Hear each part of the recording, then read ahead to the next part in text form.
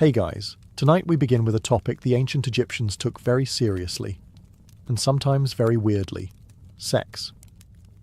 From sacred rituals to surprisingly frank poetry, this civilization was more open, creative, and frankly experimental than most people today might be after 2 glasses of wine and a horoscope reading. So before you get comfortable, take a moment to like the video and subscribe, but only if you genuinely enjoy what I do here. And let me know in the comments where you're tuning in from and what time it is for you. It's always fascinating to see who's joining us from around the world. Now, dim the lights, maybe turn on a fan for that soft background hum, and let's ease into tonight's journey together. The Egyptians didn't treat sex like a scandal. They treated it like plumbing: necessary, functional, and ideally without too many blockages. In ancient Egyptian society, sex wasn't hidden behind closed doors, hushed whispers, or uncomfortable euphemisms. It was part of nature, like the sun rising, the Nile flooding, or cats doing whatever they wanted. The gods did it. The farmers did it. The nobles did it. And crucially, no one felt the need to invent shame about it. The culture didn't frame sexuality as something dirty or dangerous. In fact, it was sacred, tied to creation, fertility, health, and personal pleasure. Not necessarily in that order. This wasn't hedonism. It was balance. Egyptian society ran on the principle of ma'at, cosmic harmony, and sexuality was part of maintaining that harmony. Fertility meant crops. Crops meant food. Food meant survival. So if your sex life was healthy, the gods were probably smiling. If not, well, maybe it was time to light a candle to Hathor and consider using more honey. This open attitude filtered into everything: art, literature, medicine, even architecture. Temples featured carvings of fertility gods. Homes were often built with private areas for intimacy. And yes, ancient architects had enough tact to know that love doesn't flourish next to granaries. And unlike many later societies, ancient Egypt didn't obsess over celibacy or punish people for having sex, unless it involved property disputes or someone else's wife. There were no mass puritanical movements, no complex hierarchies based on who did or didn't do what with whom. Your social value wasn't chained to what you did in bed. It was tied more to how much land you had, how good your grain harvest was, and whether you kept your linen white in the sun. If you're wondering why sex was treated with such casual sacredness in ancient Egypt, you can thank the gods, who, frankly, set the tone by making it part of their divine job descriptions. Let's begin with Atum, the original solo act. According to the Heliopolitan creation myth, Atum created the world by engaging in an act of, let's say, enthusiastic self-involvement. No partner, no help, just pure determination and cosmic alone time. From this, he produced Shu, air, and Tefnut, moisture, which means the Egyptian universe literally began with a one-god show and bodily fluids. This wasn't scandalous. It was revered. Atum's generative act was seen as power, a divine assertion that life starts with desire. No need for fig leaves or awkward silence. The gods didn't blush. Why should anyone else? Next up, Osiris and Isis, ancient Egypt's royal couple. When Osiris was murdered and dismembered by his jealous brother Set, Isis, determined and very committed, reassembled his body. All of it. Well, almost all. One crucial part was missing. So what did she do? She crafted a substitute phallus, yes, with magic, revived him long enough to conceive Horus, and voila, the divine bloodline continued. That's love. And excellent time management. Then there's Min, the god of fertility and male potency. He was often depicted standing tall, in every sense, crowned with lettuce, holding his most recognizable feature proudly in hand. Ancient statues didn't leave much to the imagination. Shrines to Min featured ritual lettuce offerings, symbolizing fertility. And, well, lettuce was kind of their Viagra. Hathor, goddess of love, music, and drunken joy, was another sensual figure. Often nude or semi-nude in depictions, she represented everything pleasurable about human connection: dancing, desire, laughter, and seduction. Festivals in her honor were essentially ancient Tinder with tambourines. Even the sun god Ra had moments of reproductive importance, though usually involving creation through speech or spitting, which is only slightly less weird than Atum's solo performance. The gods modelled sexuality as divine, necessary, and sometimes a little experimental. They didn't separate the sacred from the sensual. They merged them. Not every Egyptian was crafting magical phalluses or offering sacred lettuce to the god of fertility.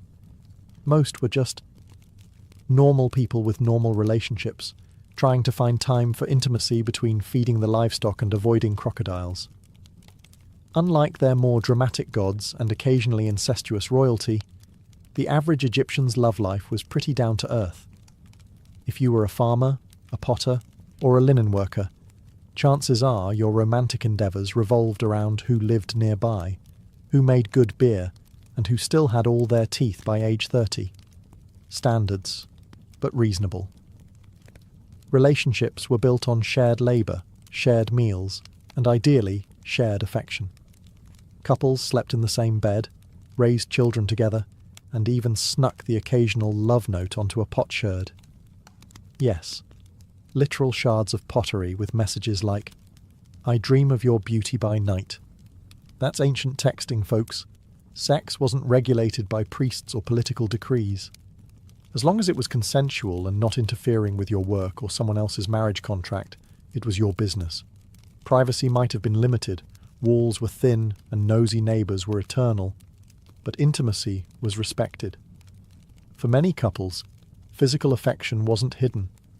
Tomb paintings sometimes showed husbands and wives touching tenderly, holding hands, or standing face to face, and not in the "this is purely ceremonial" kind of way. These were people who genuinely valued connection. The Egyptians also understood timing. Fertility mattered, a lot. The Nile flooded predictably, crops had seasons, and so did the human body. Women knew their cycles, men had herbal tonics, and everyone had at least one grandmother with unsolicited advice involving honey and onions. Contraception, while not foolproof, was part of life. So was midwifery. There were even pregnancy tests involving barley and emmer seeds. If they sprouted after being peed on, congratulations. If not, maybe next year. And if things didn't work out romantically, divorce was possible. No trials, no public shaming. Just a split of property and a return to separate bread ovens. If you're imagining ancient Egyptian weddings with veils, bouquets, and uncomfortable uncles doing the crocodile dance, you might want to scale it back. A lot. The truth is, in ancient Egypt, getting married was delightfully low effort. All you needed was a house, some bread, and mutual tolerance.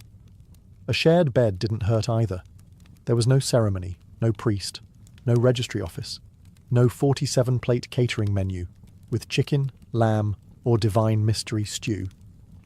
If two people agreed to live together and shared resources, food, linens, maybe a goat, society accepted them as married.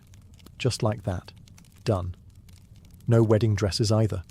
Women wore the same linen garments they wore every other day, usually white, sometimes pleated, always breathable. No rings, no vows, no emotional groomsmen with speech scrolls. Ancient Egyptian relationships didn't need pageantry. They needed practicality. You've got chores to do after all. The barley's not going to thresh itself. That said, couples did sometimes write up marriage contracts, especially in later periods. These were basically ancient prenups. Who brings what into the household? Who keeps what if things go sideways? Occasionally, the contracts even spelled out penalties for bad behaviour. If you hit me, you owe me silver. Not quite romantic, but very efficient.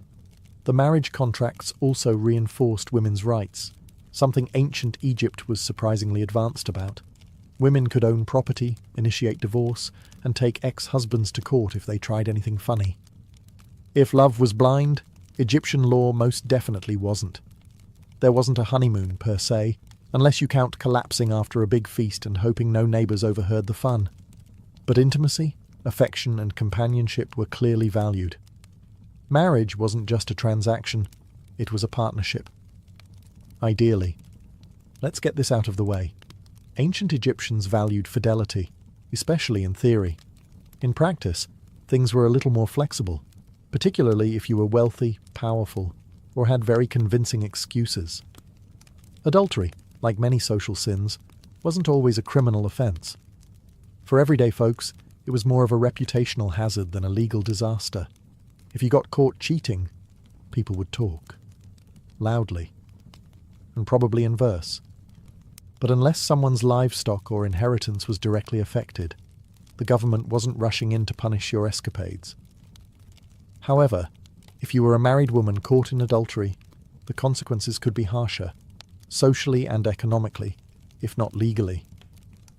Egyptian society was patriarchal, but not aggressively so, and a woman's fidelity was often tied to questions of paternity, inheritance, and her general standing as someone who didn't cause chaos during harvest season. Accusations of infidelity could lead to divorce, public shame, and in rare cases, punishment like beatings or banishment, particularly in elite households where family honour was a full-time job. Men, meanwhile, had more wiggle room. A married man sleeping with an unmarried woman? Mostly shrugged off. A married man with another married woman? Now that was messy, especially if the other husband was important and not into sharing. Jealousy has never been confined to any one century. Texts from the New Kingdom mention moral expectations and the importance of a good reputation. In some stories, adulterers are described as foolish or dishonourable, while others suggest that a man who sleeps with another man's wife will have a tragic fate, usually involving curses, impotence, or angry gods with jackal heads. Still, the absence of strict laws against adultery in most periods is telling. The Egyptians didn't feel the need to legislate every affair. They relied more on shame, gossip, and the occasional passive-aggressive song lyric. It worked about as well as you'd expect. If a marriage broke down due to infidelity, the divorce process wasn't overly complicated. Property would be split, and the community would collectively pretend they weren't watching with interest. Children typically stayed with the mother, especially if they were young. If your first reaction to hearing that Egyptian pharaohs married their sisters is a horrified, "Wait, what?" You're not alone. Most modern humans respond the same way. But in ancient Egypt, sibling marriage among royalty wasn't just tolerated, it was expected. Romantic? Not really. Political? Absolutely. To understand this eyebrow-raising tradition, you have to think like a pharaoh. Imagine you believe your family is descended from gods, and not in a metaphorical divine right way, but literally. If the gods married their siblings to maintain cosmic order, then obviously the royal family should do the same. Because nothing says eternal stability like awkward family reunions that double as wedding receptions. This wasn't about attraction. It was about power consolidation. Pharaohs didn't want outsiders, even noble ones, gaining access to the throne. Marrying a sister or half-sister kept the bloodline pure and the assets in-house. Essentially, royal Egypt ran on a combination of divine mythology and dynastic trust issues. Some of the most famous pharaohs followed this tradition. Tutankhamun, for example, was born from a brother-sister union, a fact confirmed by modern DNA analysis. And spoiler alert, it didn't turn out great. Tut had numerous congenital issues, including a clubfoot and a fragile immune system, which might suggest that repeating the family tree too many times comes with consequences. Meanwhile, commoners were not partaking in this trend. Most regular Egyptians married outside their immediate families like sane, functioning people. Cousin marriage occasionally happened in rural areas, but brother-sister unions were strictly for the folks with gold masks and burial boats. Even among royals, the practice could cause problems. When Cleopatra, yes, that Cleopatra, took the throne, she technically married her brothers, plural, as per custom, but she ruled largely alone and later aligned herself with men like Julius Caesar and Mark Antony, who were not, thankfully, related to her. To us, the whole concept seems bizarre, and yes, medically unwise. But to the ancient Egyptian elite, it was simply tradition wrapped in God-complex logic. Divine bloodlines had to stay divine, even if it meant sacrificing variety in the royal gene pool. If you assume all ancient Egyptian art was solemn statues, stiff postures, and endless profile views, you're technically right, unless you've seen the Turin erotic papyrus. Then you realize, oh, they had jokes and very detailed anatomy. While Egyptian art is mostly known for its restraint, stoic pharaohs, serene gods, perfectly symmetrical profile faces, the culture wasn't immune to cheekiness. Sex, after all, wasn't taboo. So occasionally, the artist stopped carving falcons and started sketching something a bit more animated. The most infamous example is that Turin papyrus, now tucked away in an Italian museum like a naughty secret. It's believed to date to around 1150 BCE, and it contains explicit scenes, not vague mythological winks. We're talking graphic illustrations of men and women, including one gentleman balancing acrobatically on amphorae, which is either symbolic or just showing off. Scholars debate whether it was satire, erotica, or a combination of both. Some think it was made to entertain, possibly even a bachelor's gift for someone with questionable taste. Others suggest it was a parody, an artistic prank poking fun at how obsessed people were with fertility, virility, and large wigs. Aside from this outlier, most Egyptian erotic art was symbolic, not explicit. Temples didn't have Kama Sutra frescoes. They had fertility motifs, sacred imagery, and occasional nudes representing rebirth, creation, or divine femininity. Goddesses like Hathor and fertility deities like Min were often shown nude, but in a reverent way. Min, for instance, is always depicted standing tall, if you catch the drift, holding his signature symbol like a divine badge of honor. Then there's the use of humor and sexuality in marginal drawings. Animals behaving like people, exaggerated gestures, and flirty little side sketches on workers' ostraca, limestone flakes used like sticky notes. The ancient equivalent of doodling in your notebook when the foreman wasn't looking. Eroticism in Egyptian art wasn't meant to scandalize. It was simply another part of life, occasionally celebrated, often ritualized, and sometimes hilariously over the top. These weren't repressed people. They just had an excellent sense of boundaries, and occasionally a day where they decided the scroll needed spice. If your idea of ancient love poetry is stiff, chiseled metaphors like, "Your beauty is like a grain silo," think again. The Egyptians may have carved hieroglyphs into stone, but their romantic writing was anything but rigid. These people knew how to flirt, with ink, with style, and occasionally with absolutely no chill. Preserved on papyri and broken pottery shards, because nothing says eternal love like a reused cereal bowl, Egyptian love poems date mostly to the New Kingdom period, around 1300 BCE. And they are refreshingly honest, surprisingly passionate, and occasionally so steamy you'd think they were written during a Nile flood with nothing better to do. Here's a genuine line from one. "I shall lie down at home and pretend to be sick. Then you will come and see me, and if you come near me, I will get better." This isn't vague romanticism. This is flirtation with a plan. Both men and women composed these poems, often from a first-person perspective. That's rare for the ancient world. In Egypt, a young woman could describe the thrill of sneaking glances across the lotus pond. A young man could wax poetic about how her voice was better than beer. That's the kind of devotion that deserves a monument. These weren't private diary entries either. Some of them were performed at banquets, read aloud for entertainment, courtship, or just to fill awkward silences between harp solos. Imagine ancient Tinder dates with live readings of passionate stanzas, followed by wine and maybe a goat roast. And the metaphors. Oh, they went all in. Fruit symbolized sensuality. Hunting meant pursuit and seduction. Gardens and rivers were, well, not always about agriculture. These poems weren't afraid to mix earthy, grounded affection with cosmic-level adoration. Desire wasn't something to be repressed. It was to be sung about, written down, and possibly recited by that one cousin who always read too slowly.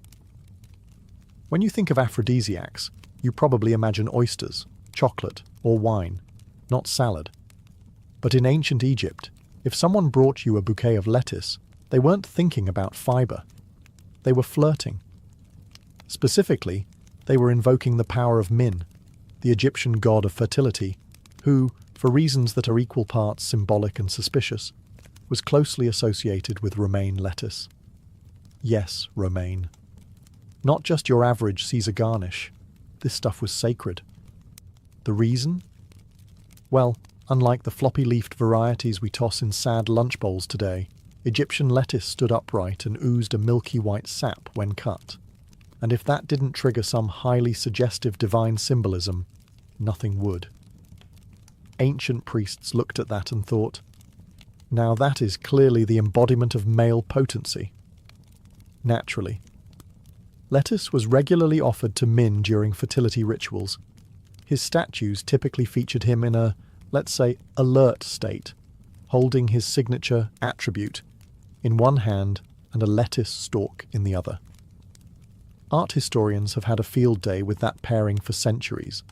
At fertility festivals, worshippers would present bundles of lettuce at his temple, hoping to gain his favour for increased virility, a healthy pregnancy, or just a bit of romantic luck. Min was basically the ancient Egyptian version of a dating app algorithm. Worship him correctly, and your chances might improve. Interestingly, there's evidence that the lettuce was also believed to have medicinal properties, particularly for promoting sexual health. Whether it actually worked or just led to fresher breath before a date is debatable, but the symbolism stuck. And this wasn't just a passing trend. Lettuce appears in art, hieroglyphics, and even offerings in tombs, as if to say, please ensure I continue enjoying pleasure in the afterlife, and maybe pack a salad. It's worth noting that the ancient Egyptians were big fans of natural symbolism. From the Nile's life-giving floods to the lotus flower's daily blooming cycle, the physical world mirrored their spiritual beliefs. So when a vegetable starts acting a little extra, you best believe it got promoted to mystical status. When it came to preventing pregnancy, the ancient Egyptians employed methods that were imaginative, herbal, and occasionally alarming. Without access to modern science, they relied on natural substances, accumulated wisdom, and texts like the Ebers Papyrus, one of the earliest surviving medical documents, dating to around 1550 BCE. One of the more infamous prescriptions involved crocodile dung. Mixed with honey and sourdough, this concoction was inserted vaginally as a form of barrier contraceptive. While modern readers may recoil, the idea was not entirely without logic. The mixture likely created an acidic or obstructive environment. Whether it was effective is unclear. Whether it was unpleasant is easier to guess. More promising was the use of acacia gum, a plant extract that, as later science confirmed, ferments into lactic acid, a compound that does in fact have spermicidal qualities. Combined with other ingredients like honey and dates, it formed a kind of early pessary. It's one of the few ancient remedies that could arguably pass a very lenient clinical trial. These methods suggest that Egyptian women, who had notable legal and medical agency for the time, took active roles in managing reproduction. The use of these materials would have been common knowledge among midwives, healers, and women within the household. There were also ritual and spiritual approaches. Women might appeal to fertility deities like Isis, Hathor, or Bez, seeking either conception or its delay. Magical amulets and incantations were used alongside practical remedies, blurring the line between medicine and religion, as was typical in most aspects of Egyptian life. In addition to preventing pregnancy, Egyptian medical texts contain instructions for inducing menstruation, treating infertility, and even early pregnancy detection using barley and emmer grains exposed to urine, a method surprisingly accurate in some cases. In the absence of modern tools, these practices reveal a culture deeply invested in understanding and influencing the human body.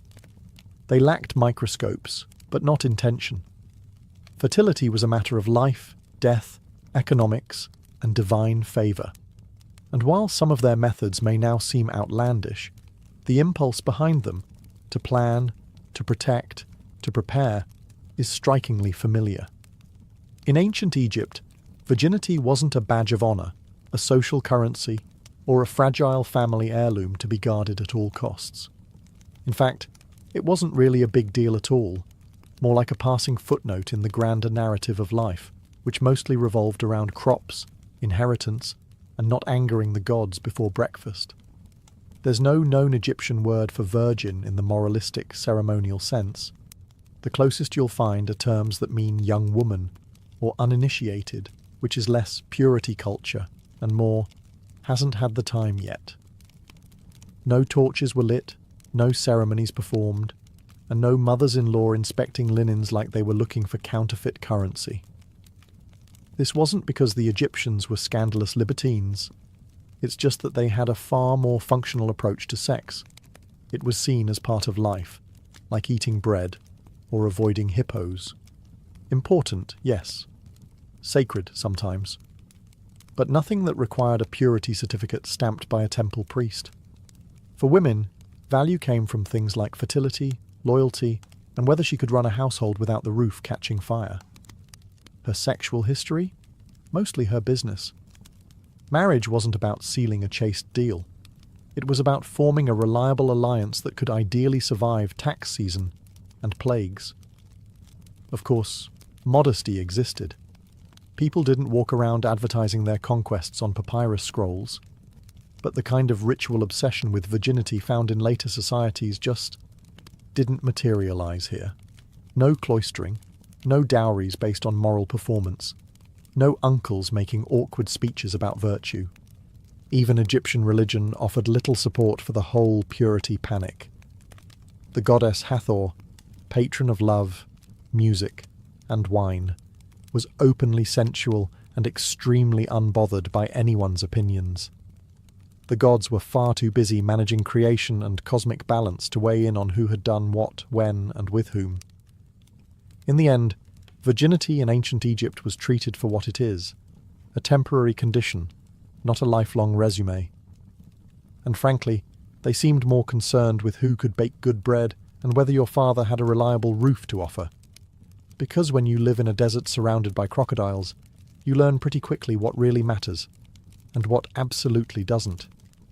Ancient Egyptian society didn't publish rainbow flags or hold parades, but it also didn't seem particularly troubled by the existence of same-sex relationships.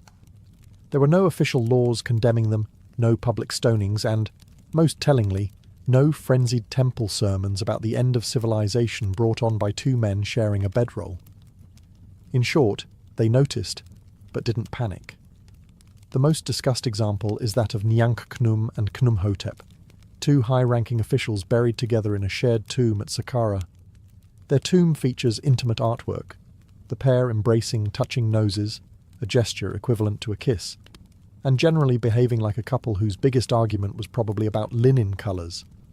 The inscriptions refer to them as overseers of the manicurists, which sounds innocuous until you realise they were clearly close enough to be buried as one household unit. Were they lovers? Roommates with exceptional boundaries?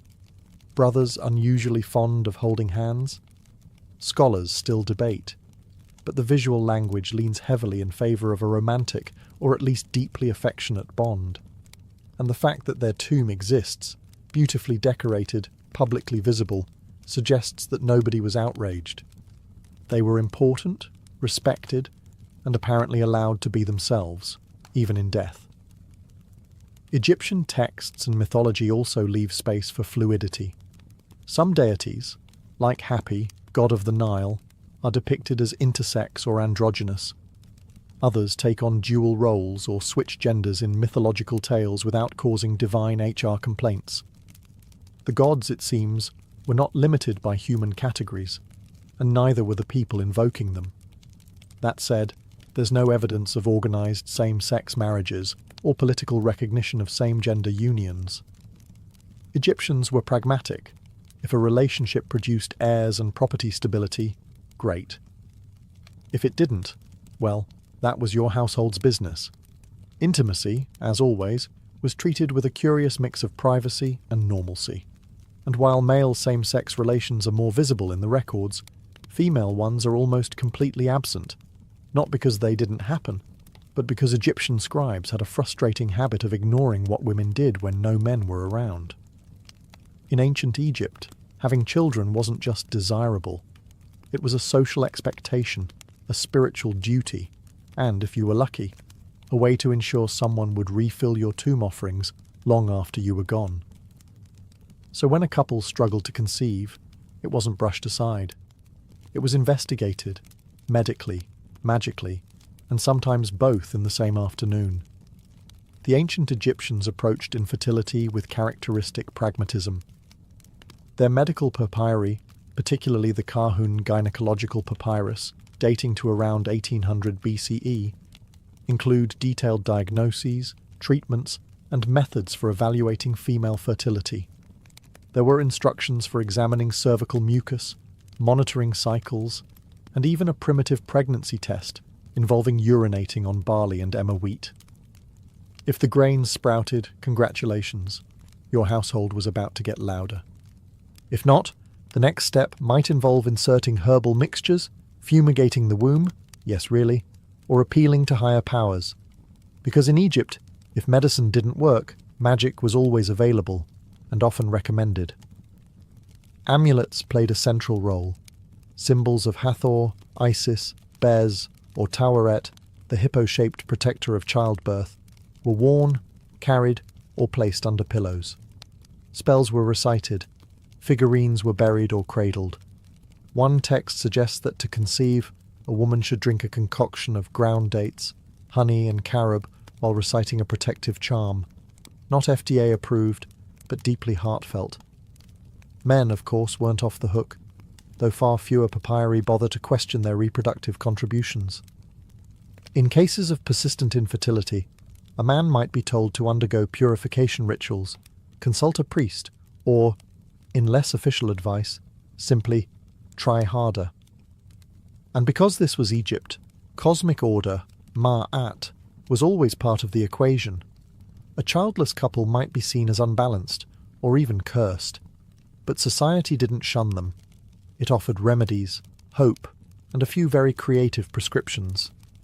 It's worth noting that despite all this effort, Egyptian households weren't necessarily overflowing with children. High infant mortality, disease, and malnutrition kept family sizes smaller than ideal, which only made fertility all the more sacred, and its absence all the more personal. If you think desire fades after death, the ancient Egyptians would like a word, and possibly a carefully carved offering slab. In their worldview, death wasn't an end. It was a continuation of life, ideally with all the comforts, pleasures, and daily routines of the living world, including sex. Funerary texts, tomb inscriptions, and grave goods all suggest that the deceased hope to carry their appetites into the afterlife, not just for bread and beer, but for love, touch, and intimacy. Because frankly, what's the point of eternal life if it doesn't include a bit of pleasure? Tomb art often depicted couples embracing, holding hands, or standing intimately close, not just for sentiment, but as a spiritual blueprint. These weren't generic stock poses, they were deliberate messages to the gods. Please restore our bodies, our love, and, if possible, our bedroom privileges. And yes, bodily restoration was a serious concern. In the Book of the Dead and other mortuary texts, the dead are promised their limbs will function, their hearts will be weighed fairly, and their, let's say, equipment will be returned intact. There are even references to revivifying certain parts of the anatomy. No detail was considered too personal for eternity. Sexuality was tied to rebirth. The god Osiris, famously dismembered and reassembled by Isis, was revived, including a reconstructed phallus, before fathering Horus. This myth wasn't just legend, it was a template. If the gods resumed intimacy after resurrection, so should the rest of us. Some tomb inscriptions even included requests to the gods for continued love between husband and wife. in the field of reeds, the Egyptian version of paradise. It was envisioned as a lush, idealized version of earthly life. Fertile land, calm waters, eternal abundance, and, evidently, room for romance. While modern cultures often compartmentalize sex as earthly and mortal, the Egyptians folded it seamlessly into their afterlife ideology. It wasn't shameful or forgotten. It was another part of the soul's well-being, like food, music, and not having to pay taxes ever again. In the end, they hoped for what most people still do: comfort, companionship, and a little joy, even if it took mummification and a few magical scrolls to get there. When we peel back the linen wrappings of ancient Egypt, metaphorically of course, what we find is a civilization that didn't treat the human body as something shameful, sinful, or suspicious. It was seen as natural, powerful, and capable of both divine creation and very human desire. Sex, for the Egyptians, was not a secret to be hidden. It was a fact of life, discussed in poems, depicted in art, sometimes vividly, and written into the very myths that shaped their worldview. Gods themselves fell in love, flirted, seduced, and occasionally caused fertility-related chaos across the Nile. In a culture where existence flowed from cycles, the flooding of the river, the return of the sun, the rebirth of the soul, sexuality was part of that rhythm, not an interruption of it. They also took a practical approach. From contraception and fertility treatments to love songs and afterlife desires, the Egyptians faced physicality head-on, often with more clarity than many societies that came centuries later. There was no hysterical legislation, no moral panic, no need for uncomfortable censorship scribbled in the margins of sacred texts. Just a clear understanding. Bodies do things, people feel things, and the world keeps turning. Importantly, they didn't overthink it. Sex wasn't put on a pedestal, nor was it dragged through the mud. It was part of health, love, family, and sometimes religion, worthy of respect, but not surrounded by neurosis. Even their gods, powerful and eternal, didn't shy away from physical form or intimacy. In fact, they embodied it. And while not every practice holds up today, we're looking at you, crocodile dung, the attitude remains refreshingly modern. Or perhaps modernity has just taken 3,000 years to catch up. And maybe that's the legacy worth remembering. A culture that didn't fear the body, didn't vilify desire, and somehow still managed to build pyramids on top of it all. It was August 24th, 1814, and Washington, D.C. was burning. Columns of smoke choked the night sky as British soldiers torched the most symbolic buildings in the young republic: the Capitol, the Treasury, the War Office, and the President's Mansion, later to be called the White House. Flames licked the rooftops as the redcoats walked through the city almost casually, facing no organized resistance. The Capitol, barely a teenager in political years, was defenseless. The humiliation was complete. The world watched in disbelief, and America blushed with shame. But to understand how things got this bad, you have to rewind a bit. 2 years earlier, the United States had declared war on Great Britain, filled with confidence and grand delusions. The Americans thought the war would be swift and glorious, that they'd invade Canada, defeat the British, and finally earn global respect. After all, Britain was already exhausted fighting Napoleon in Europe. Surely they wouldn't have the energy to bother with a scrappy ex-colony acting tough. They were wrong. Not only did the invasion of Canada fail miserably, but the US Navy's few successes couldn't make up for repeated land defeats. Political divisions inside America made matters worse. Some states didn't want the war at all. Supplies were short, strategy was confused, and worst of all, the British never forgot. By 1814, Napoleon was defeated, and Britain had a clear calendar. With veteran troops now available, they turned their full attention across the Atlantic. And they were ready to send a message, one that would sear itself into the American psyche for generations. Washington, D.C. wasn't just targeted for military reasons, it was symbolic, the seat of power, the pride of the Republic. And on that humid August day, it was left almost completely undefended, because no one really believed the British would dare strike it directly. The irony: they didn't just dare, they planned it down to the minute. What unfolded wasn't a battle, it was a torchlit parade of revenge, a reminder that the British Empire, despite the revolution, still had the power to humiliate its former colonies. And as the flames engulfed the House of Representatives and smoke blackened the dome of the Capitol, America had to ask itself a painful question. Had they underestimated the empire they once defied? The British didn't just appear in Washington by magic. Their road to the Capitol was shockingly easy, because the Americans practically opened the door for them. Their landing point was Benedict, Maryland, a sleepy town on the Patuxent River. From there, seasoned British Major General Robert Ross led roughly 4,500 troops, many of them veterans fresh from the Napoleonic Wars, on a march toward Washington. And it wasn't a desperate push through enemy territory. No, it was more like a Sunday hike. Why? Because the Americans barely tried to stop them. President James Madison and his government knew the British were coming. They had time. Warnings had come from scouts and even civilians. But bureaucracy, indecision, and just plain wishful thinking led to a sluggish and chaotic defense. Secretary of War John Armstrong Jr., in a moment of genius-level denial, insisted the British wouldn't dare attack Washington. "They'll go for Baltimore," he claimed, repeatedly. Spoiler, they didn't. Brigadier General William Winder was the man in charge of stopping the British advance. Unfortunately, Winder was better at writing reports than leading troops.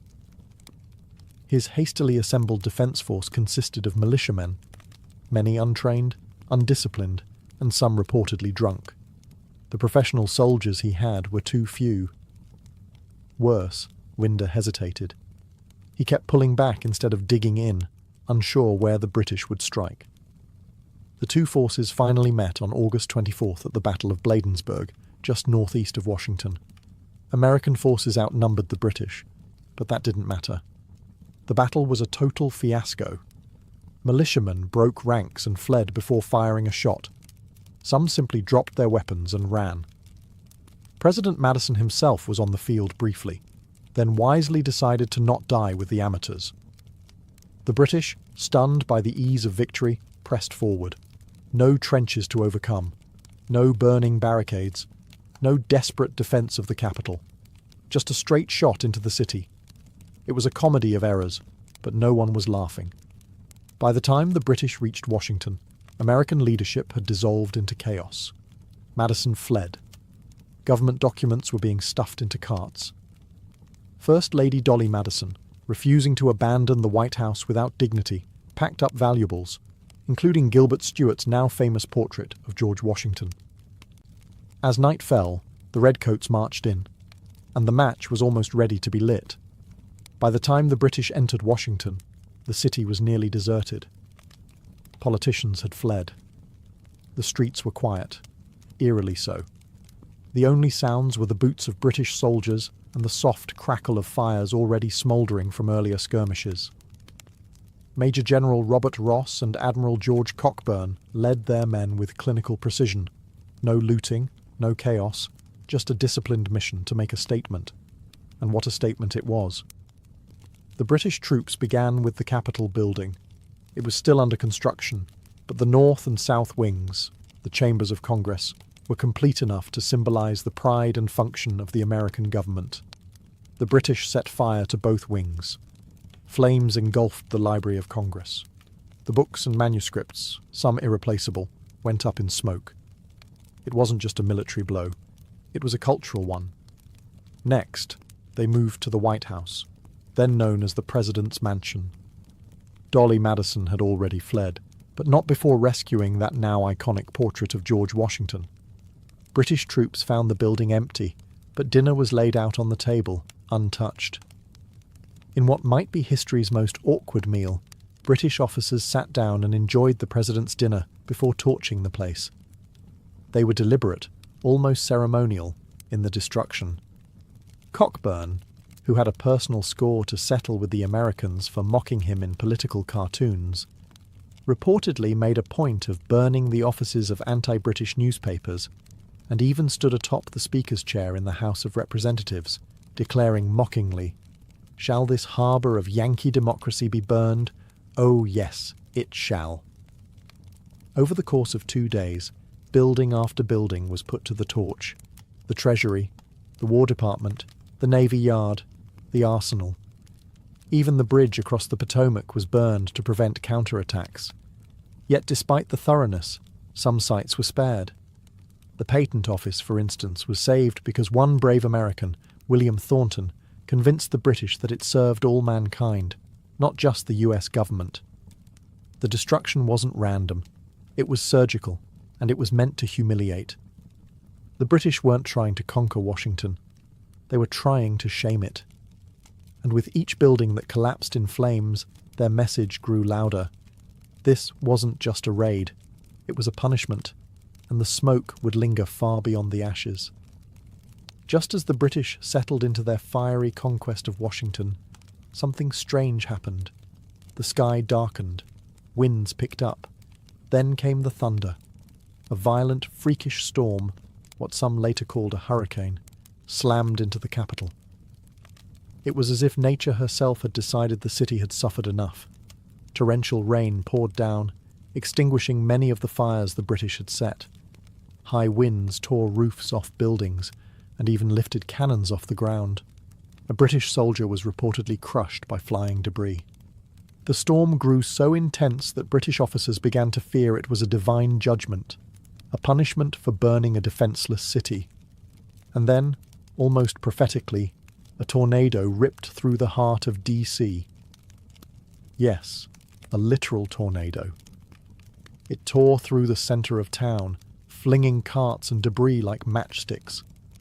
Buildings collapsed, trees snapped in half, and British soldiers were thrown to the ground, confused and shaken. The British command, already preparing to leave, took this as a clear sign. Their message had been delivered. To stay longer might be tempting fate. They pulled out of the city the next day, their mission complete and their boots barely dry. For Washington, the storm was both a curse and a blessing. On one hand, it caused even more destruction, ripping apart already damaged structures and flooding the streets. On the other hand, it helped extinguish the flames and may have prevented the complete destruction of the city. It quite literally washed away the British presence. In the minds of many Americans, this storm took on near mythical status. Clergy declared it an act of divine intervention. Editorials praised the hand of providence. Even hardened soldiers whispered that God had stepped in to protect the capital when man had failed to do so. Of course, nature doesn't take sides. The storm didn't rebuild the city or restore lost lives, but symbolically, it marked a turning point. The fires were out, the British were gone, and what remained, smoking ruins, wet ash, shattered pride, was still American. The storm became a strange kind of salvation. In the absence of military strength, Washington had been spared by something else, something uncontrollable, unpredictable, and perhaps, in its own way, redemptive. The worst was over, but rebuilding the soul of a nation? That was just beginning. The British had left, the fires were out, the storm had passed. But what they left behind wasn't just ash and rubble, it was psychological devastation. Washington, D.C. lay in ruin. The capital was a blackened shell. The president's mansion was little more than a scorched frame. Government offices were gutted, their contents scattered or destroyed. For many Americans, especially those in the capital, the destruction felt like a second revolution. Except this time, it was the enemy who marched through triumphantly. The nation faced a haunting question. Should Washington remain the capital? Many believed it was over. The argument seemed logical. Washington had always been a compromise, built in a swampy patch of nowhere to appease southern states. Now, after being embarrassed and burned to the ground, it looked like a failed experiment. Some in Congress pushed for relocation. Philadelphia, New York, or even Baltimore could serve better. Cities with actual defences, cities with dignity intact. but others pushed back. Among them was a determined President James Madison. Despite fleeing the city during the attack, he returned quickly, vowing not to let the humiliation stand. He was joined by his wife, Dolly, who had become a symbol of grace under fire for her rescue of national treasures. Together, they insisted that the city would rise again. Rebuilding was slow, funds were tight, morale was worse. Congress convened in temporary quarters, first at the Patent Office, then later in a makeshift brick building known as the Old Brick Capitol. Every session reminded lawmakers of what had been lost, but the burning of Washington had sparked something unexpected. Resolve. Ordinary citizens, craftsmen and labourers joined in efforts to restore the city. Brick by brick, the Capitol rose again. Architect Benjamin Henry Latrobe returned to oversee the restoration. His designs included improvements, stronger materials, grander visions. The president's mansion too was rebuilt, eventually being whitewashed to hide the burn marks. That's how it earned its now famous nickname, the White House. Rather than being abandoned, Washington became a symbol of American tenacity, a reminder that even in the face of utter humiliation, a republic could endure and rebuild. And while scars remained, both visible and emotional, they hardened into resolve. Washington wasn't going anywhere, because the true capital of a nation isn't just in buildings, it's in belief. The burning of Washington wasn't just a blow to architecture, it was a blow to the national ego. Up until that moment, many Americans had viewed the War of 1812 as a misguided sideshow, a political miscalculation wrapped in patriotic noise. But when British troops torched the heart of the Republic, the country snapped awake. Panic gripped citizens up and down the East Coast. If the capital could fall so easily, what city was safe? Baltimore? Philadelphia? Even New York? Suddenly the war felt very real, very close, and very dangerous. Public opinion, once divided, began to harden. The old Federalist arguments that the war was unnecessary and poorly managed began to seem almost treasonous. Even critics of President Madison now had to admit that the time for squabbling was over. The country had been slapped across the face and it needed to respond. Militias were called up, local defences were reinforced. Baltimore, in particular, braced for what many assumed would be the next British target. Citizens dug trenches, built fortifications, and readied their harbour guns. The British had lit a fire, not just in the buildings of Washington, but in the hearts of Americans. But it wasn't just fear that spread, it was defiance. Newspapers printed fiery editorials calling for revenge. Preachers thundered from pulpits about divine justice. Artists created stirring images of Dolly Madison and burning buildings, turning catastrophe into a kind of folk heroism. Out of the ashes, a story began to form, not of defeat, but of resilience. It was a strange transformation. The loss of the capital could have crushed morale. But instead, it ignited a nationwide sense of unity. There was shame, yes, but also a desire to prove that the United States was not just a flimsy experiment in democracy, that it could take a punch and still stand. President Madison, once a cautious and often unpopular leader, began to grow in stature. He had stood by his ruined capital, vowing to rebuild, and that image, of a battered but resolute republic, resonated deeply. The British had hoped to humiliate. Instead, they galvanized. The war wasn't over, but America had finally begun fighting it not just with muskets, but with meaning. If Washington was the slap, Baltimore was the punchback. Just weeks after burning the capital, British forces set their sights on Baltimore, a major port city and home to privateers who had been harassing British shipping. Confident after their success in Washington, the British assumed Baltimore would fall just as easily. They were wrong. By the time the Redcoats approached in mid-September 1814, Baltimore was ready. Local citizens, labourers, and even enslaved people had worked day and night to fortify the city.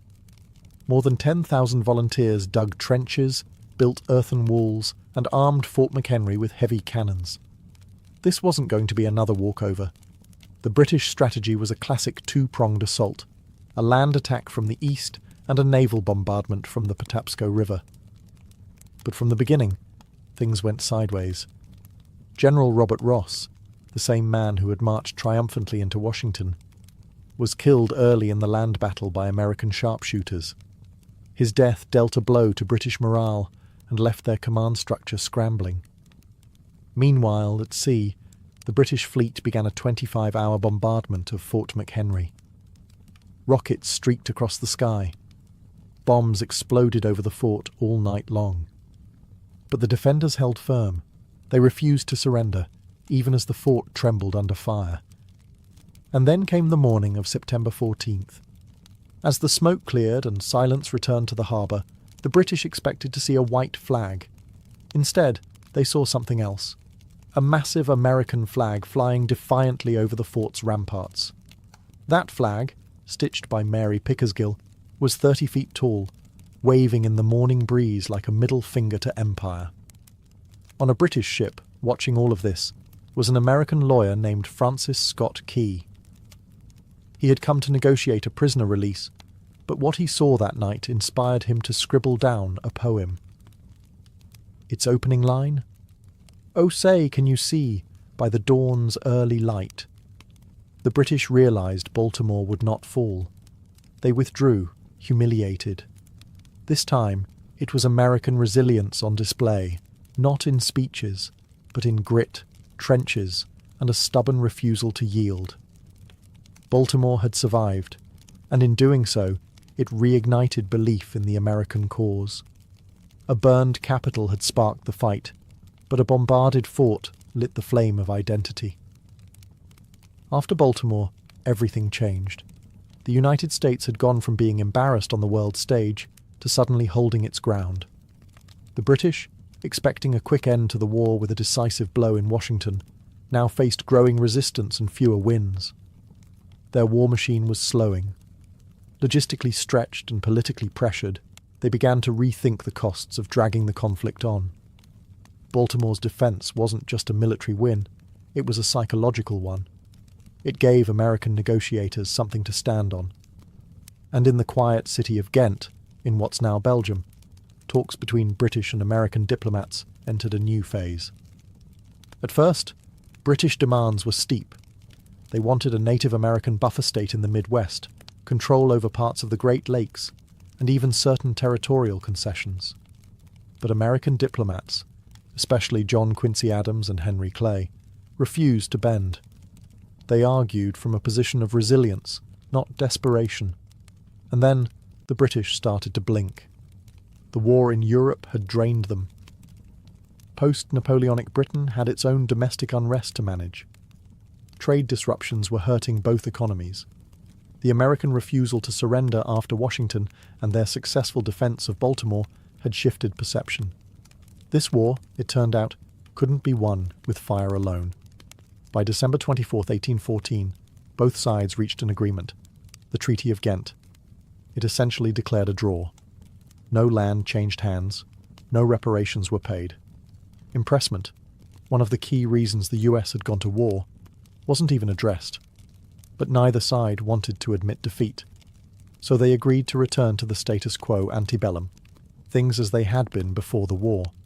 And in a strange twist of history, one of the most decisive American victories, the Battle of New Orleans, happened 2 weeks after the treaty was signed, thanks to the slowness of 19th century communication.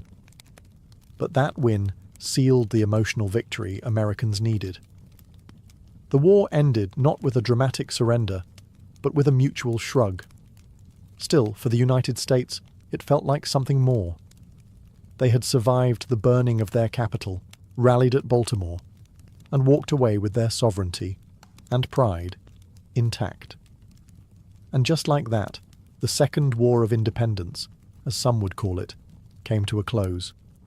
The embers of Washington were still warm. But from those ashes, a new kind of American identity was beginning to form. The burning of Washington was more than a war tactic. It became a defining national trauma. Yet in the strange way history often works, that moment of utter disgrace gave birth to something quietly powerful: identity. In the immediate aftermath, Americans had every reason to feel defeated. Their capital was reduced to smouldering rubble. Their president had fled. Their army had collapsed in battle. But the story didn't end there. In fact, it was just beginning. Out of that destruction came a collective refusal to be defined by loss. The reconstruction of Washington wasn't just about bricks and mortar. It was about defiance, memory, and renewal. The new Capitol and White House would become architectural symbols of national endurance. The very act of rebuilding was a political message to the world. We're still here. And it worked. The war may have ended in a stalemate on paper, but in the American imagination, it became something else entirely. The idea that a young, disorganized republic could take on the world's greatest empire, get burned, battered, but never broken, began to solidify a sense of exceptionalism. The War of 1812, and particularly the burning of its capital, marked a kind of coming-of-age moment for the United States. It also forced change. The government took defence more seriously. Fortifications were improved along the coasts. The military, long neglected since the Revolution, began receiving better funding and more strategic organisation.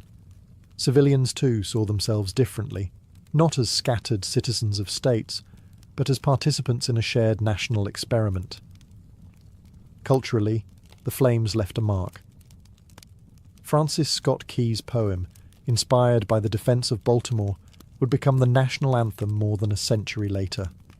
The term White House, born from the post-fire renovation, became permanent. Dolly Madison's bravery became a legend, and the city that once seemed like a failed compromise became the unquestioned heart of the nation. Even the British, in time, came to treat the event with a sort of embarrassed quiet. They had succeeded militarily, but arguably failed diplomatically. Their fire may have burned the walls, but not the will. In the end, the burning of Washington wasn't just a low point. It was the spark that tested and proved the durability of a republic still learning how to stand. And that fire, once meant to humiliate, helped forge the American spirit in flame. In medieval Europe, the journey into motherhood often began before a girl had fully left childhood. A girl's value, status, and even salvation were often wrapped up in her ability to bear children, especially sons. While today we might think of motherhood as a personal choice or biological event, in the Middle Ages it was a societal obligation. Women weren't just expected to become mothers, they were destined for it. Marriage was the first step. Among peasants, it might be arranged by families eager to merge land, labour, or livestock. Among the nobility, marriage was a political chess move. A noble girl might be married off by age 12 or 13, sometimes even younger in betrothal, her body pledged to a future alliance. Fertility wasn't just a blessing. It was a bargaining chip. Once married, the pressure to conceive began immediately. A wife who failed to become pregnant after a year or two was whispered about, suspected, pitied, sometimes even accused of moral or spiritual failing. If a noblewoman failed to produce an heir, her husband might seek annulment, or worse, take a mistress more capable. Among the nobility, a woman's womb was a national asset. Kingdoms rose or fell based on whether a queen could produce a healthy male heir. Pregnancy was met not just with celebration, but anxiety. The stakes were high. A male child might mean the continuation of a dynasty. A daughter? Not useless, but certainly not ideal. Peasant women, meanwhile, had less dynastic pressure, but not less expectation. Children meant labourers. A growing family could support the farm, tend livestock, and maybe, just maybe, help the parents in old age. But with high infant mortality and no understanding of maternal health, every pregnancy was a gamble. Motherhood wasn't considered a choice. It was an expectation, a calling, even a form of penance. The Church taught that Eve's sin condemned women to the pain of childbirth, and so motherhood became both duty and punishment. Women were praised for suffering in silence, for embracing their role without complaint. In the medieval mindset, a woman who didn't bear children was a curiosity at best, a failure at worst. The womb wasn't private. It was public property, divine machinery, and dynastic infrastructure all in one. And for most women, it would define not just their lives, but their deaths. Childbirth in the Middle Ages was a battlefield, and the woman giving birth was often the lone soldier. There were no doctors in white coats, no sterile instruments, and certainly no painkillers. Instead, there were dimly lit rooms, wooden stools, herbal tinctures, whispered prayers, and an ever-present fear that this birth might be her last. Labour usually took place at home. Rich or poor, most women gave birth surrounded by other women. Midwives, female relatives, neighbours. Men were rarely present. In fact, childbirth was considered a deeply female domain, both sacred and dangerous. A midwife might have some knowledge passed down through generations, but she had no formal training. And if something went wrong, if the baby was breech, if labour stalled, if there was hemorrhaging, there was little anyone could do. Pain was expected. In fact, it was theologically required. The Church taught that Eve's original sin had cursed women to suffer in childbirth, so enduring that pain was often seen as spiritually virtuous. Crying out too loudly? That might be interpreted as weakness, or worse, sin. Some tried to ease the suffering. Herbal concoctions made from poppy, mandrake, or henbane might dull the edge of the agony, but they were unreliable and sometimes dangerous. More often, women relied on saints, charms, and ritual. The girdle of St. Margaret was a popular talisman, wrapped around a labouring woman's belly to protect her and the child. Holy relics were placed under beds. Psalms were chanted. Midwives crossed themselves before cutting the umbilical cord. And yet, death hovered. Maternal mortality was tragically common. Women could die from blood loss, infection, or retained placenta days after giving birth. Some survived the labour only to succumb to puerperal fever later. What we now know was often caused by unwashed hands or dirty linens. It's estimated that 1 in 10 births ended with the death of the mother. For poor women with multiple pregnancies, the odds only worsened. Stillbirths, too, were frequent. Babies born too early, too small, or too still. And when a child died unbaptized, it raised terrifying questions about their soul. In this world, childbirth wasn't just biology, it was peril, prayer, and penance, and every new life came at the edge of death's door. Bringing a child into the world was only the beginning. The real struggle, for both mother and child, was survival. In the Middle Ages, the odds were merciless. Nearly half of all children died before reaching the age of 5. Some never took their first breath. Others succumbed to illness before they could even walk. A child's first year was the most dangerous. Fevers, infections, and malnutrition were ruthless killers, and medical understanding was virtually non-existent. Peasant mothers bore the brunt of this reality. Living in cramped homes with dirt floors, surrounded by animals, and drinking water from contaminated wells, they fought a daily war against disease. Diarrhea, respiratory infections, and tetanus were common causes of death. There were no antibiotics, no vaccines, and certainly no hospitals. Even a mild fever could spiral into tragedy. Noble women had cleaner surroundings and better access to food, but they were not immune. Disease didn't care about titles. Plague, smallpox, measles. They took royal and commoner alike. In fact, high birth rates among the nobility weren't just about producing heirs. They were about statistical survival. Having one son wasn't enough. You needed backups. This brutal reality shaped how mothers viewed their children, especially in the early years. It wasn't uncommon for parents to delay naming a child until they passed infancy. Some mothers resisted forming strong attachments right away, not out of coldness, but out of necessity. Grief was a familiar visitor. To bury one child was tragedy. To bury several was routine. Yet love still existed. Fierce, aching, desperate love. We see it in letters, in wills, in prayers scrawled in the margins of manuscripts. We see it in the way mothers would walk miles to find healing herbs or bring a priest for a deathbed baptism. They didn't just mourn their children. They fought for them, with everything they had. The emotional toll was enormous. There were no therapists, no mourning leave, no grief counsellors. A mother might lose a baby on Monday and return to her chores on Tuesday. The fields needed ploughing. The fire needed stoking. Life moved forward, whether your heart was ready or not. In medieval motherhood, hope and heartbreak lived side by side. Every birth was a miracle.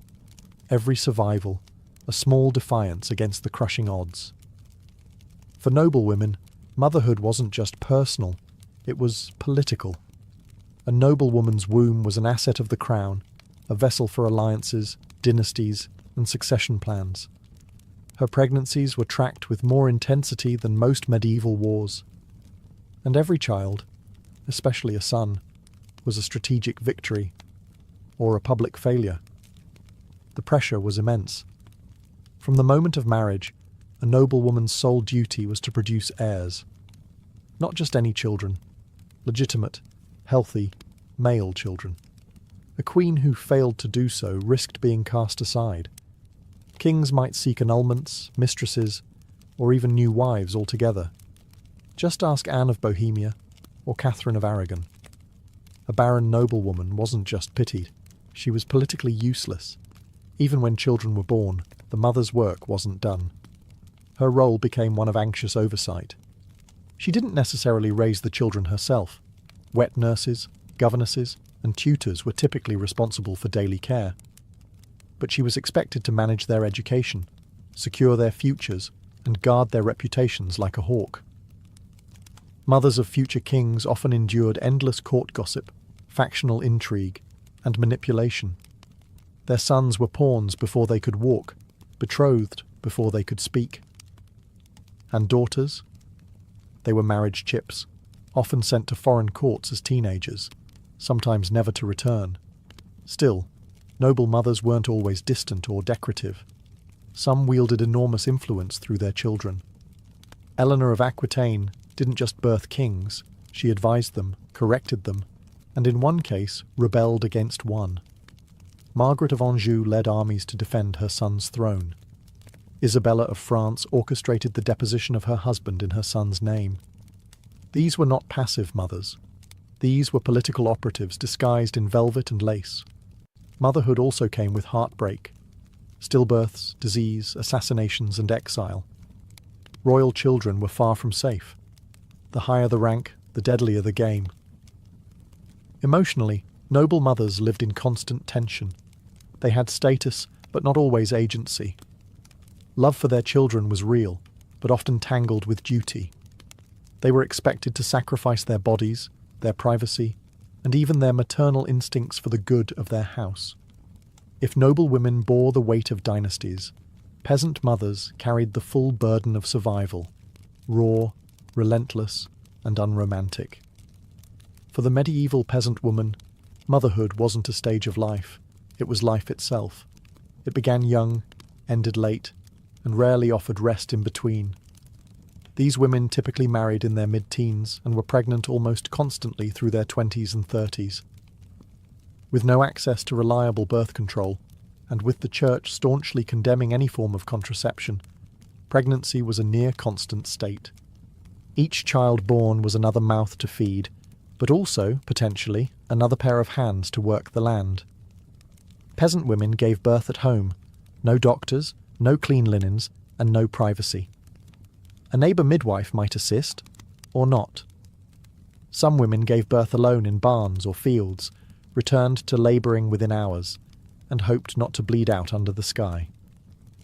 Death during or after childbirth wasn't uncommon, and no one issued apologies for it. Life was cruel, fast, and unsentimental. Child-rearing began the moment the umbilical cord was cut. There was no such thing as maternity leave. Infants were swaddled tightly and either carried on the mother's body while she worked, or left in cradles near hearth fires, supervised by older siblings or none at all. Crying wasn't coddled. It was a sound absorbed into the rhythm of daily toil. Mothers taught their children by example, how to feed chickens, gather firewood, weed gardens, and patch clothes. Even toddlers were expected to fetch water or carry messages. Every child needed to contribute. Childhood, as we think of it, innocent, protected, full of toys and schooling, simply didn't exist. And yet, despite the hardship, there was affection. Mothers sang lullabies, braided their daughters' hair, whispered prayers as they tucked children beside them on shared straw beds. Love was expressed through food, through warmth, through sacrifice. A mother giving her portion of bread to a hungry child, a mother walking barefoot so her son could wear her only pair of shoes to church. Peasant motherhood was a masterclass in endurance. These women carried not just babies, but burdens, firewood, expectations, and loss. Their backs bent with the weight of a world that never paused, even when they buried a child. And still, they kept going. In the medieval world, feeding a baby was a matter of both biology and hierarchy. For most mothers, especially peasants, breastfeeding was non-negotiable. It was natural, expected, and vital for survival. Formula didn't exist, and animal milk was risky and often contaminated. A mother's body was the only lifeline. Peasant mothers breastfed their babies for as long as possible, often well into toddlerhood, because they had to. Breastfeeding not only nourished the child, it also acted as a form of rudimentary birth control, slightly delaying the return of fertility, an accidental mercy in a world of near-constant pregnancies. These women worked the fields with infants strapped to their backs, pausing to feed them between planting and harvesting. But in noble households, the rules changed. For upper-class women, breastfeeding was often considered beneath their station, physically draining, emotionally inconvenient, and culturally unfitting for a lady of refinement. Enter the wet nurse. These were lower-class women, selected for their health and milk supply, who were paid to breastfeed noble infants full-time. They often lived with the child and formed deep maternal bonds, sometimes stronger than the one between mother and child. The Church had mixed feelings about this. Some theologians worried that a child nursed by a morally impure woman might absorb her sins. Others believed wet nurses were a practical necessity for women who needed to remain fertile and continue producing heirs. After all, a queen could not risk wasting time nursing one child when she needed to be pregnant with the next. Infant care itself was harsh by modern standards. Swaddling was nearly universal. Babies were wrapped tightly in cloth to straighten their limbs and train them not to move too much. Diapers existed, but were often reused rags or moss-lined cloth, changed infrequently. Baths were rare. Teething was treated with charms or folk remedies. Cribs were hard, if they existed at all. Babies often shared a bed with their parents, increasing the risk of accidental smothering. Sickness struck quickly. Remedies ranged from herbal infusions to prayers to saints. And if a child died, especially in infancy, some believed it was God's will, or worse, punishment for the mother's sins. Still, mothers did what they could. They rocked, soothed, fed, and sang lullabies in languages long lost. Love found its way, even in the mud and shadows of medieval life. In medieval Europe, motherhood wasn't just physical labour, it was spiritual labour too. The Church had a firm grip on the experience of pregnancy, birth, and parenting. Everything from conception to burial was soaked in religious meaning, and a mother's soul was always under scrutiny. Before childbirth, women often turned to saints for protection. Saint Margaret of Antioch was especially popular among expectant mothers. Legend claimed she could protect them during labour because she herself had once emerged unscathed from the belly of a dragon. Her prayers were recited, her image worn on tokens, her name whispered during contractions. Childbirth, in the eyes of the Church, was tainted by sin. Thanks to the story of Eve, women were told that pain in labour was punishment for humanity's original fall. So, even in the most joyful moment, the birth of a child, a mother was reminded of her innate guilt. And if she died in childbirth without confession, she risked spiritual peril. Once the baby was born, baptism became the next urgent step. The fear of limbo was real. If a child died before being baptized, many believed their soul would be denied heaven. Midwives were sometimes authorized to perform emergency baptisms if a baby was too sick to wait for a priest. The idea of eternal damnation for a newborn was horrifying, but not uncommon in medieval theology. Superstition filled in where doctrine left gaps. Mothers tied charms to cradles, hung herbs above doorways, or drew protective symbols in ashes on the floor. The evil eye, malevolent fairies, and demonic spirits were all blamed for sickly babies or miscarriages. Some mothers whispered secret names for their children to confuse spirits who might come to steal them away. The church also had control over how women were reintegrated into society after birth. The churching ceremony, usually held about 40 days after delivery, was a kind of ritual purification. Until then, a mother was considered spiritually unclean and was expected to stay out of public worship. The ceremony was meant to bless and welcome her back, but it was also a subtle rebuke. Childbirth, though necessary, left a stain. Despite the harsh theology, many mothers found comfort in faith. Prayer was protection, ritual was reassurance, and hope lived somewhere between the Psalms and the pain. Once a child survived infancy, the next phase of medieval motherhood began, shaping a human who could survive in a brutal world. And this meant discipline, hard truths, and often early separation. For peasant mothers, education wasn't about books, it was about survival skills. From the moment a child could walk, they were expected to contribute. Girls helped gather firewood, feed chickens, and carry water. Boys learned to tend animals, swing tools, and follow behind their fathers in the fields. Mothers were the first teachers, showing their children how to knead dough, spin wool, or patch a worn tunic. The lessons were practical, immediate, and passed down like heirlooms. Discipline was stern, but not necessarily cruel. In a world where disobedience could mean death, a wandering child might drown in a well or be kicked by a horse. Strictness was a form of love. Corporal punishment was common, but so were rewards. A warm meal, a kiss on the forehead, a song by the hearth. Affection and correction often went hand in hand. Among the nobility, education took a different shape. Boys were sent off to train as pages or squires, often before they turned 10. Girls were sometimes placed in convents or noble households to learn etiquette, embroidery, and the finer points of courtly behaviour. For noble mothers, this meant letting go of their children early, sometimes never to raise them at all. That didn't mean they didn't care.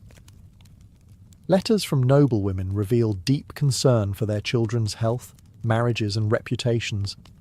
A noble mother might not tuck her child in every night, but she was often behind the scenes, arranging their futures like a chess master. Still, the emotional toll of separation was real. Children might be raised by strangers, nursed by others, and married off by 15. A mother might hear of her child's death via messenger, or not at all. And yet, medieval mothers found ways to stay connected. Through prayers, through keepsakes, through traditions. They passed down songs, names, and customs, embedding themselves in their children's lives, whether near or far. Medieval motherhood wasn't about holding on. It was about preparing to let go, early, often, and without guarantee. Medieval mothers rarely left written records. They didn't pen diaries or publish books, but their fingerprints are everywhere, in the lullabies that survived, the traditions passed down, the prayers carved into chapel walls, and the bones of the children they raised against all odds. Their love didn't look like ours. There were no baby showers, no ultrasound photos on the wall. Affection was quiet, practical, and often masked by the need to stay emotionally guarded. After all, when so many children died young, to love deeply was to risk devastation. And yet, mothers did love, fiercely, patiently, and without pause. We find traces of that love in the margins of medieval texts, where a woman scribbled her lost child's name beside a prayer. In letters from queens begging for news of their children, in the battered shoes left on graves, in folk tales where mothers trade their lives for their children's safety. These weren't symbols of weakness, they were acts of defiance in a world constantly testing maternal strength. Loss was a constant companion. Stillbirths, fevers, plagues, war. A mother could raise 10 children and bury 6. Mourning was private, often silent, yet carried for a lifetime. Grief wasn't always spoken, but it was never absent. And still they endured. They endured childbirth with no medicine. They endured the shame of barrenness and the pain of losing child after child. They endured the church's scrutiny, society's demands, and their own body's limits. Some endured violence from husbands, others endured exile, poverty, or starvation. But through it all, they nurtured, protected, taught, and, most miraculously, hoped. Their legacy isn't written in stone monuments, but in generations that followed. They are the unnamed ancestors who fed us, clothed us, and somehow made it all work. They built the foundations of family and survival, even when the odds said they shouldn't have. Medieval motherhood wasn't saintly, and it wasn't soft. It was tough, complicated, heartbreaking, and brave. It was sometimes joyful, often tragic, always vital. In every sense, these women were the silent architects of the medieval world, and though history rarely carved their names into its walls, their labour-shaped kingdoms, their choices moulded futures, and their sacrifices echo into us, long after the cradles were emptied and the prayers faded. Long before we ever glimpsed the moons of Jupiter or the rings of Saturn, humanity stared up at the night sky with wonder and very limited tools. In the pre-telescopic world, the cosmos was a vast, unreachable canvas. People tracked stars, plotted planets, and marked the seasons, but they did it all with the naked eye. And that eye, remarkable as it is, has limits. For most of human history, the sky was interpreted more than it was studied. Ancient cultures turned constellations into stories. Orion was a hunter, Scorpio a scorpion sent by the gods. The Greeks named wandering lights planets, wanderers, because they moved differently than fixed stars. But no one really knew what they were. Were they fiery chariots? Crystal spheres? Divine lanterns? No one had any way to look closer and find out. Observation meant standing under the stars and recording what could be seen. Tools like the astrolabe, developed by Islamic astronomers, helped track celestial motion with surprising precision. The Babylonians and Mayans kept meticulous calendars and predicted eclipses. The Greeks built complex mechanical devices, like the Antikythera mechanism, to calculate planetary positions. But no one could see beyond what the eye allowed, and that meant space remained more mystery than reality. The idea of magnifying vision was, at best, a curiosity. People understood reflection. Mirrors existed, but refraction, the bending of light through a lens, was still a misunderstood phenomenon. The science of optics was in its infancy, and no one had yet considered applying it to the stars. More importantly, no one imagined that the sky itself could change. The heavens were considered perfect, eternal, and unchanging, Aristotle's realm of divine order. The earth, by contrast, was corrupt and chaotic. This belief held back scientific progress for centuries. Why build a device to examine something you already believed to be flawless? And yet, the need was there, buried in the questions humanity kept asking. What are the stars made of? Why do some lights move and others don't? Is Earth truly at the centre of everything? All of those questions floated unanswered above a world that had no way to peer beyond its boundaries.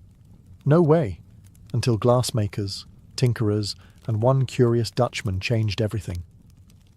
Long before anyone dreamed of peering into the stars, ancient people were already bending light, just not intentionally.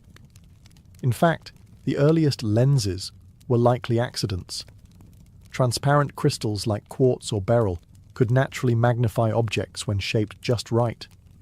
These stones, polished and rounded by hand or nature, would occasionally reveal something curious. Objects looked larger when seen through them. To our ancestors, it must have seemed like magic.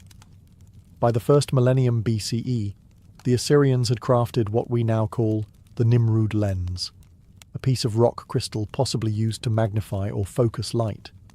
Its exact purpose is debated. Was it part of a scientific tool or just decorative? Regardless, it proves one thing: humans had started to notice that light could be manipulated. Fast forward to ancient Rome, where reading stones appeared, hemispherical pieces of glass placed directly on texts to enlarge the letters beneath. They were the precursors to magnifying glasses and a direct link in the evolutionary chain of optics. These tools didn't explore the sky, but they gave humanity a hint: sight could be enhanced. Yet the real leap came not in Rome, but in the Islamic Golden Age. In the 10th and 11th centuries, a polymath named Ibn al-Haytham, known in the West as Alhazen, revolutionized the study of light. He wasn't building telescopes, but his work laid down the theory of how they would one day work. Alhazen conducted experiments with glass, mirrors, and water to understand how light traveled and bent. He proposed that vision wasn't sent out from the eyes, as many believed, but rather that light entered the eyes. An insight so obvious today it's hard to believe it was once controversial. His Book of Optics laid out principles of refraction and reflection, defining the science of light centuries before Europe would rediscover it. Though these thinkers never applied their theories to the stars, they built the intellectual scaffolding needed for future inventors. Their writings, once translated into Latin, spread through medieval Europe, setting the stage for the explosive optical experimentation of the Renaissance. By the 13th century, the science of optics had quietly crept into everyday life, not through astronomy, but through a far more personal issue: bad eyesight. In the bustling workshops of Italy, particularly around Venice, glassmakers began crafting lenses to help aging monks and scholars read their manuscripts. The result? Spectacles. The earliest spectacles appeared around 1285, likely in Pisa or Venice. They were simple, convex lenses framed in wood or metal, designed to sit precariously on the nose. There were no temples, no arms to hook behind the ears. Users simply pinched them into place or held them up by hand. But the effect was revolutionary. For the first time, people could fight back against fading vision. The popularity of reading glasses spread fast, especially among clergy and educated elites. Monks could now read scripture well into their later years. Scholars could pore over texts late into the night. Glassmakers had stumbled upon a booming industry, even though they didn't fully understand the physics behind what they were selling. Still, this new obsession with magnification planted an idea in the collective imagination. If glass could help us see the small, could it also help us see the distant? The leap wasn't immediate. For centuries, spectacle making remained a trade focused on individual needs, helping people see books and thread needles. But in the background, knowledge of convex and concave lenses slowly matured. Artisans began playing with lens shapes. Scholars copied and built upon old Arabic texts about refraction. Tinkering became more ambitious. The Renaissance, with its mania for rediscovery and reinvention, poured fuel on this fire. Experimenters began combining lenses, sometimes in play, sometimes in pursuit of genuine innovation. And eventually, someone stumbled upon a configuration that did something unexpected. It brought distant objects closer. That someone, according to most accounts, was Hans Lippershey, a Dutch spectacle maker who, around 1608, assembled a device that could magnify faraway objects. It wasn't perfect, but it worked. His invention, a simple tube with two lenses, was dubbed the spyglass. It had the power to change warfare, navigation, and soon, the cosmos. But Lippershey wouldn't be the one to turn it to the stars. That would take a different kind of mind, part scientist, part showman, and entirely unafraid to challenge the heavens. When news of Hans Lippershey's spyglass reached Italy, one man saw something others didn't, a way to challenge the very fabric of the cosmos. That man was Galileo Galilei, a mathematics professor from Pisa with a flair for experimentation and a deep skepticism toward accepted truths. Upon hearing of the Dutch device in 1609, he didn't just want to copy it, he wanted to improve it. Within months, he built his own telescope, first a 3x magnification, then an 8x, and soon after a 20x. Compared to Lippershey's clunky tool, Galileo's telescope was sharper, longer, and more refined, and then he pointed it at the sky. The moment was historic. Through his handmade lenses, Galileo became the first human to truly see the heavens. What he found shattered the delicate, divine perfection taught by Aristotle and defended by the Church. The moon, for instance, was not a smooth, glowing sphere. Galileo saw craters and mountains, imperfection. The Milky Way wasn't a milky smear, it was made up of countless stars. Jupiter, thought to be just another wandering light, had moons. 4 of them, orbiting the planet like tiny celestial satellites. He named them the Medicean stars, after his patrons, but we know them today as the Galilean moons: Io, Europa, Ganymede, and Callisto. And most shocking of all, Venus had phases, just like the moon, proving it orbited the sun, not Earth. With each observation, Galileo drove a dagger into the heart of the old geocentric model. The Earth, it seemed, was not the centre of everything. The universe was bigger, stranger, and more dynamic than anyone had imagined. Galileo published his findings in Sidereus Nuncius, the Starry Messenger, in 1610. It was a sensation, a celestial tell-all. Crowds gathered to see his telescope. Scholars praised him. The Church grew uneasy. Because this wasn't just a scientific tool anymore. The telescope had become dangerous. It offered evidence that contradicted centuries of theological doctrine. The heavens, once thought immutable and divine, now looked messy, changing, and full of motion. Galileo hadn't just invented astronomy, he had weaponized vision, and with a few polished lenses, he had started a war between observation and belief. The stars would never be safe or silent again. Galileo had proven what 2 lenses in a tube could do, but his Galilean design, one convex lens at the front, one concave at the eyepiece, had limits. A narrow field of view, blurry edges, and paltry magnification once you pushed beyond 30x. Enter Johannes Kepler, the German mathematician already famous for his laws of planetary motion. Reading The Starry Messenger in 1610, Kepler asked a simple question. Could the optics be better? Within a year, he produced Dioptris, a treatise that rewrote the rulebook of lenses. Kepler proposed swapping Galileo's concave eyepiece for a second convex lens. The image would flip upside down, but the payoff was huge. A wider field, sharper focus, and theoretically unlimited magnification. Kepler himself never built the device. He spent his life juggling patronage, plague, and family tragedy. But his blueprint spread across Europe like contraband. Tinkerers seized on the idea. In Italy, Francesco Fontana crafted long, unwieldy instruments, some stretching 6 meters, claiming 160x power. In the Netherlands, Christian Huygens and his brother would later push the length past 30 meters to hunt for Saturn's rings. But the first verified Keplerian telescopes appeared in the 1630s, likely built by the Jesuit astronomer Christoph Scheiner. He demonstrated one to the emperor in Vienna, dazzling courtiers with right-angled spies on distant church spires, albeit all upside down.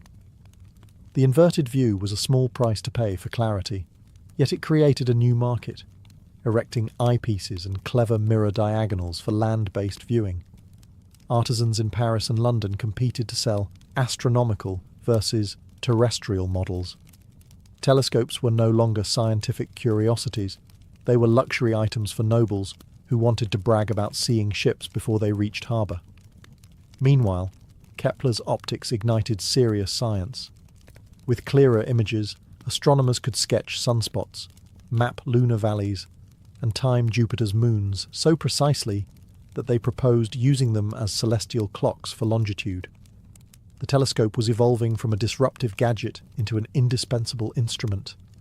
Yet every added inch of focal length made tubes sag and glass blur. The race was on for shorter telescopes with longer power. That challenge would summon a genius who hated chromatic smears and loved apples. One Isaac Newton. The arms race of vision was far from over. It was only changing shape. By the mid-1600s, the refracting telescope had stretched to absurd proportions. In pursuit of better magnification, astronomers were building scopes longer than houses, some over 100 feet long, just to tame a frustrating flaw: chromatic aberration. This was the rainbow-coloured smudge that bled around bright objects. As light passed through curved lenses, colours split like a prism, creating blurry halos. No matter how carefully a lens was shaped, the colours refused to behave. Enter Isaac Newton, a man who not only understood the problem, but also refused to tolerate it. Newton, already famed for calculus and gravity, turned his razor-sharp intellect to optics. His solution? Stop using lenses altogether. In 1668, Newton introduced something radical: the reflecting telescope. Instead of bending light through glass, he used a curved mirror to collect and focus it. Mirrors didn't split light into rainbows. They didn't need to be hundreds of feet long. And best of all, they could be short, powerful, and precise. Newton's design used a concave primary mirror at the bottom of the tube, which reflected light to a flat diagonal mirror, then into the eyepiece mounted on the side. It looked nothing like Galileo's spyglass, but it worked. The image was crisp, clear, and most importantly, free of colour distortion. At first, Newton kept his invention quiet. He wasn't a fan of public drama, but by 1672 he presented the telescope to the Royal Society, and it caused a stir. Here was a compact instrument with better performance than refractors many times its size. Observers could now study Jupiter's belts, Saturn's rings, and the rugged lunar surface with stunning detail, and from a backyard, not a cathedral rooftop. Still, the reflecting telescope came with its own challenges. Making a perfectly parabolic mirror was difficult. Early versions used polished metal, which tarnished quickly and had to be repolished constantly. But the core idea was revolutionary, and its potential undeniable. Newton's invention didn't replace refractors overnight, but it cracked the telescope wide open. Astronomers now had two competing paths: lenses or mirrors. And as mirror technology improved, Newton's quiet rebellion would reshape the very architecture of astronomy. The universe hadn't changed, but the way we saw it just took a leap forward. By the 18th century, telescopes had escaped the hands of individual tinkerers and entered the age of national pride, royal funding, and scientific ambition. The telescope was no longer just a clever invention. It was now a weapon in the battle to understand the universe. And across Europe, astronomers were wielding it like never before. One name towers above this era: William Herschel. A German-born musician turned self-taught astronomer, Herschel moved to England and became obsessed with the night sky. With the help of his brilliant sister, Caroline Herschel, he began building massive reflecting telescopes in his backyard, melting metal, casting mirrors, grinding lenses by hand. One of his designs reached over 40 feet long, with a 4-foot-wide mirror. It was the largest telescope in the world at the time, and with it, he made history. In 1781, Herschel discovered Uranus, the first new planet found since ancient times. It shook the foundations of astronomy. Suddenly, the solar system was bigger than anyone had imagined. Herschel didn't stop there. He charted thousands of stars, catalogued nebulae, and coined the term galaxy. He speculated that some of the fuzzy clouds seen through his telescope might be entire island universes, far beyond our own. Caroline, meanwhile, became a respected astronomer in her own right. She discovered several comets, refined star charts, and published groundbreaking catalogues, working tirelessly beside her brother in the observatory. Elsewhere, the telescope was also helping scientists crack long-standing puzzles. Astronomers used it to track transits of Venus, calculating the Earth's distance from the Sun. Telescopic measurements improved celestial navigation, allowing ships to traverse oceans with far greater precision. Naval empires quite literally depended on the sky. And while Newton's reflectors remained elite instruments, achromatic refractors, which reduced chromatic aberration using special lens combinations, were now commercially available. Opticians like John Dolland refined lenses to sharpen the image without the rainbow smears, offering the best of both worlds, clarity and colour correction. Observatories were being built across Europe, Paris, Berlin, Greenwich. Astronomy became institutionalised. Telescopes sat not just in scholars' attics, but in towers, domes, and royal estates. They had become symbols of enlightenment and empire. This was the golden age of stargazing, when the telescope wasn't just expanding our view, but our very place in the cosmos. As the 19th century dawned, the telescope entered its industrial phase. What began as handmade tubes of brass and glass now became precision-engineered instruments of steel, bronze, and cast iron. The sky, once mapped by candlelight, was now being charted by the rising might of factories, railroads, and empire. The biggest shift? Size. Telescopes were getting enormous. In Ireland, a wealthy astronomer named William Parsons, the third Earl of Ross, constructed what was then the largest telescope on Earth. Completed in 1845, the Leviathan of Parsonstown boasted a mirror 6 feet in diameter and a tube 50 feet long. Suspended between two massive masonry walls, it looked more like a siege weapon than a scientific instrument. But it worked. With it, Parsons observed the swirling structure of what was then called the Whirlpool Nebula, now known as M51, and made one of the first sketches resembling a spiral galaxy. He had no way of knowing how far away it truly was, but the drawing alone hinted that the universe might be full of systems like our own, far beyond the Milky Way. Meanwhile, other observatories sprang up in France, Russia, and America. Astronomers were no longer lone geniuses in cloaks, but salaried researchers with assistants, budgets, and government grants. Telescopes began moving westward, toward drier air, clearer skies, and higher altitudes. One of the most famous was the Lick Observatory in California, built atop Mount Hamilton in 1888. It housed the largest refracting telescope ever constructed, with a 36-inch objective lens. Not to be outdone, the Yerkes Observatory in Wisconsin followed in 1897 with an even longer refractor, still the biggest of its kind to this day. But refractors were nearing their limit. Lenses sagged under their own weight. Glass this big couldn't be perfectly cast or supported. The future, once again, pointed to mirrors. Engineers began experimenting with silver-coated glass, lighter and easier to maintain than Newton's old metal mirrors. Reflectors, once overshadowed by their lens-based cousins, were making a comeback. At the same time, photography entered the equation. For the first time, telescopes weren't just for viewing the heavens, they could record them. Astronomers began capturing long-exposure images of stars, nebulae, and planets, seeing deeper than ever before. The age of observation was ending. The age of data had begun. As the 20th century unfolded, the telescope transformed from a tool of vision into a machine of revelation. No longer limited to what the eye could see, telescopes began collecting data across the entire electromagnetic spectrum, unlocking secrets the visible light had always hidden from us.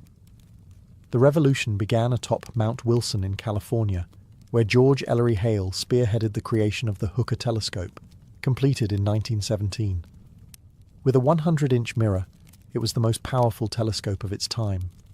And into that mirror stared a young astronomer named Edwin Hubble.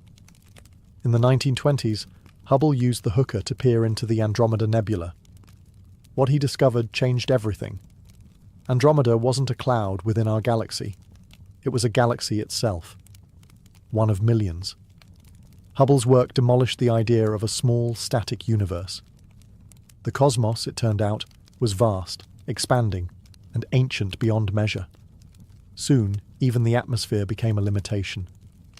Earth's air blurred starlight and blocked much of the electromagnetic spectrum. So, in the latter half of the century, telescopes began climbing higher, into balloons, planes, and eventually orbit. In 1990, NASA launched the Hubble Space Telescope, a namesake tribute orbiting above Earth's distortive atmosphere. After an initial hiccup with its mirror, Hubble went on to deliver the most detailed images of the universe ever captured. Pillars of gas, dying stars, infant galaxies. It stared deeper into time than any human eye ever had, and Hubble was just the beginning. Radio telescopes like those at Arecibo and the Very Large Array in New Mexico allowed scientists to listen to space. Infrared telescopes revealed cool, hidden objects cloaked in cosmic dust. X-ray telescopes detected black holes devouring matter. Each new type of telescope revealed a new layer of the cosmos. Then came the James Webb Space Telescope, launched in 2021, far more sensitive than Hubble, designed to look back over 13 billion years to the dawn of galaxy formation. Not just an eye in the sky, but a time machine built of gold mirrors and deep mathematics. From Galileo's shaky wooden tube to spacefaring observatories cooled by liquid helium, the telescope has evolved into an instrument of pure awe. We no longer just see the universe, we decode it.